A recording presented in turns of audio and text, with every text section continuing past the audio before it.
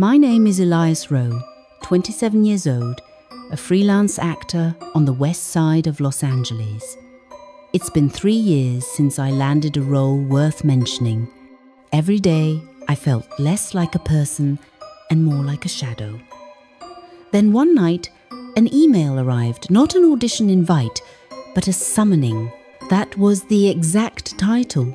Summoning final candidate needed. No studio name, no director information, just an address to an abandoned house in the suburbs and one strange line beneath it. This role requires the true presence of a soul. I should have ignored it. But desperation makes fools of people.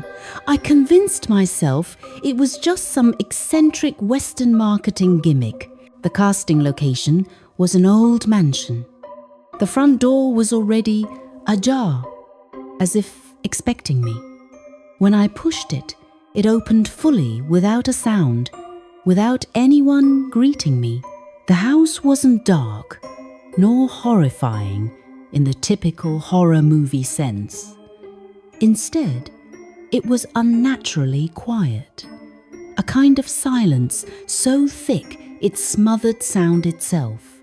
No cars from the street, no birds, not even the sound of my own breathing. "Hello?" I called out.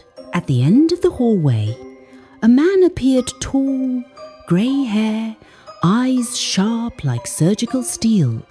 Not the eyes of an artist, more like the eyes of a surgeon. "You must be Elias," he said. "I'm here for the casting. No need to explain. We know." He smiled faintly, thinly, without warmth. Our film explores the boundary between a person and the role they play. We're looking for someone sensitive enough to let the house speak. "The house?" I repeated. "The casting room is downstairs," he said, already turning away. The basement lights were all on, bright white bulbs hanging low from the ceiling. No props, no cameras, no table.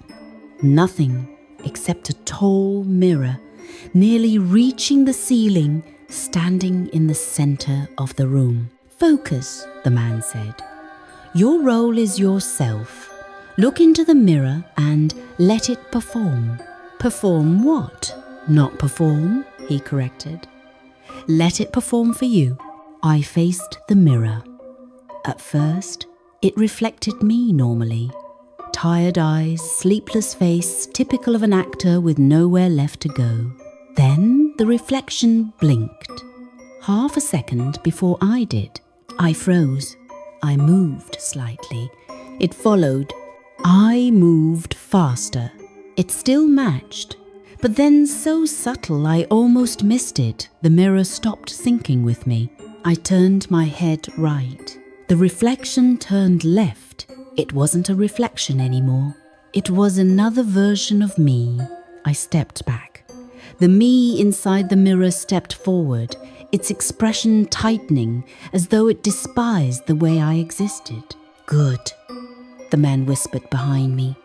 "It's beginning to recognize you." "I'm done," I said, turning to leave, but the door had already closed. No latch sound, no lock, just closed.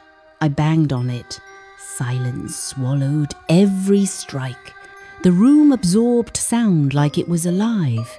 In the mirror, the other me stood still, lips curling into a distorted smile. "Open the door!" I shouted. But the only response came from my own mind, or what I thought was my mind. The one in the mirror opened its mouth, and the voice spoke inside my head. Why leave? This role was mine first. It placed its hand on the mirror surface. The surface rippled like liquid. "I can play you better than you ever played yourself." Then it stepped out, one foot sliding through the mirror as if passing through a curtain of syrup. I panicked, grabbed a chair and smashed it against the glass. It didn't break. It wobbled, soft and thick like a sheet of gel. My mirror self fully emerged identical in bone and skin, but its eyes were wrong. Too deep, too dark, too empty. It surveyed the room as though everything already belonged to it. Then it looked at me. Time to switch roles. I sprinted to the door, kicking, pulling, hitting, but nothing worked. The other version of me walked closer, slow and confident, like a predator that already knew its prey had nowhere to run. It rested a hand on my shoulder. The touch was ice cold, like metal. At that moment, the entire house lit up. The door swung open. The man stood there, smiling with quiet satisfaction. "It's done," he said. "You performed wonderfully. The lead role is yours." But when I looked down at my own hands, they weren't mine. The skin was pale, almost translucent. The fingers were longer than they should be. I turned toward the mirror. My real reflection was still inside, trapped, and the creature standing in the room, the one outside the mirror, was no longer me. No, that's not right. I tried to speak, but my voice came out warped, thin, echoing like it belonged to a hollow throat. The man nodded approvingly. "The house chooses who gets the lead. We don't interfere. Existence is the true test, and you failed." The thing that looked like me smiled with perfect ease. It spoke in my voice, my true voice. "Thank you for the role." Then it walked out of the basement, out of the house, out of my life. I chased after it, but the front door slammed shut and the lock clicked from the outside.